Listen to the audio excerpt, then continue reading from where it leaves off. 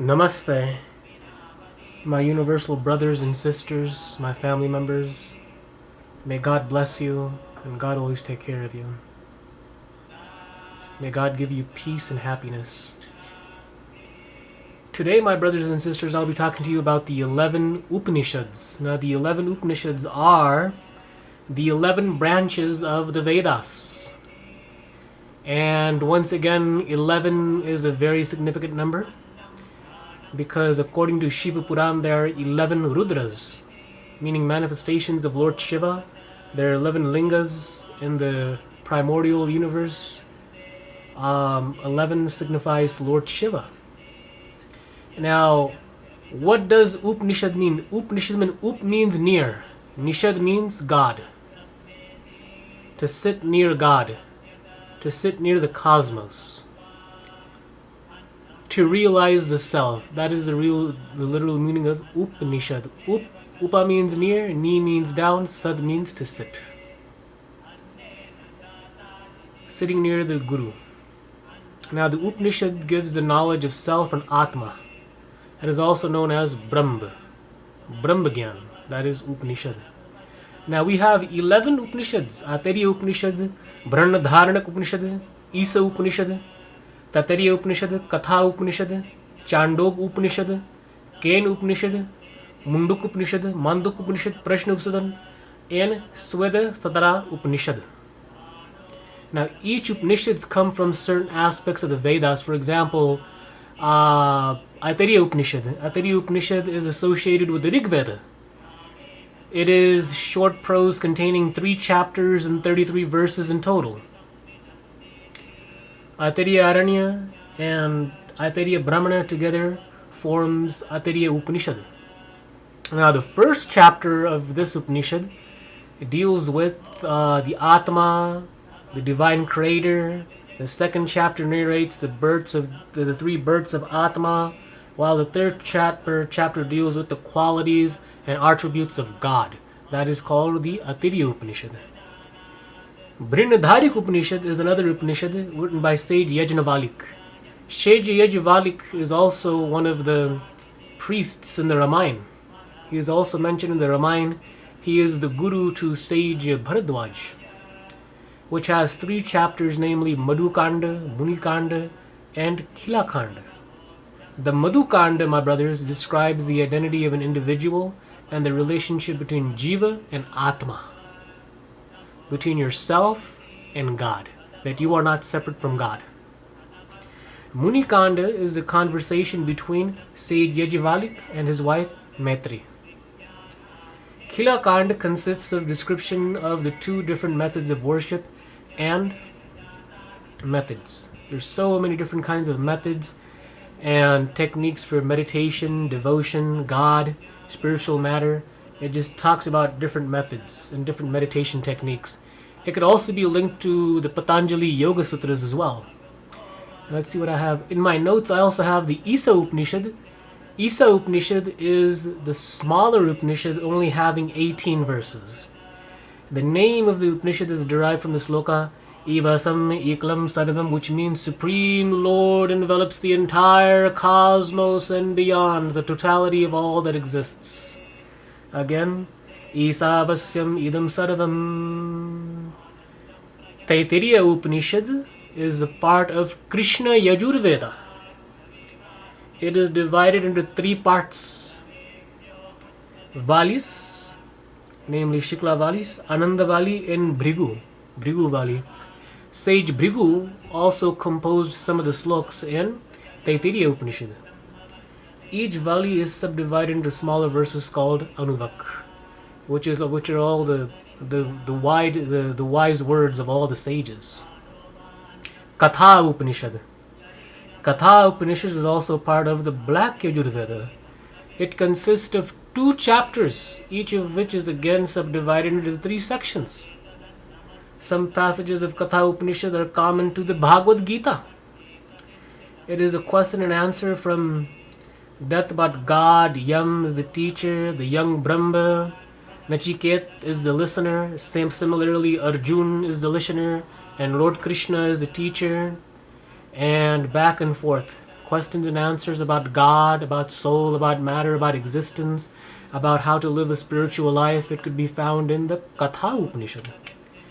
Chandogya Upanishad is the 8th chapters of Chandogya Brahma. It deals with the significance of meditation and depicts the greatness of holy syllable Om and signifies and significance of the main form of prana. Prana means your breath. Now the main message in Chandogya Upanishad is one of my favorites. It says, breath is God. Breath is God. And humanity is God. Breath is God and humanity is God. Breath is God, humanity is God. That is the main message of Chandogya Upanishad. This is one of my favorite Upanishads. Ken Upanishad is a part of Samveda. It consists of 4 sections, the first 2 in verse and the last 2 in prose. Ken Upanishad narrates the uniqueness of creation and single power controls the whole world and the entire cosmos. Ken means whom. Whom is God. It talks about universal truth.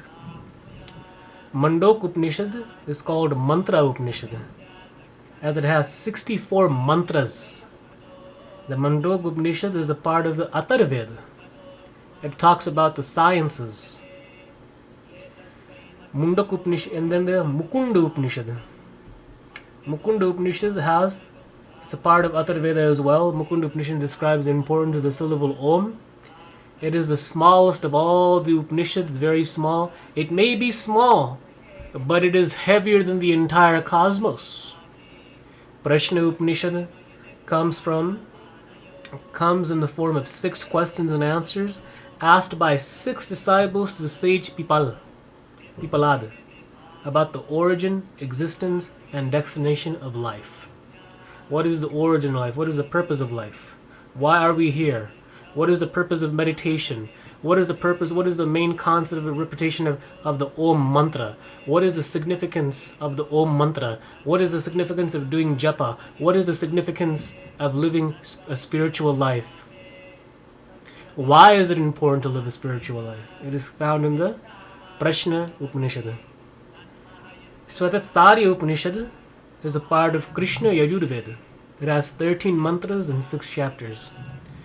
Sage Swatarya is the one who created this Upanishad. Now, to be honest, I myself, I have not read all 11 of the Upanishads. I have only read 3 of them. I read Isa Upanishad, Chandogya Upanishad, and Mukunda Upanishad.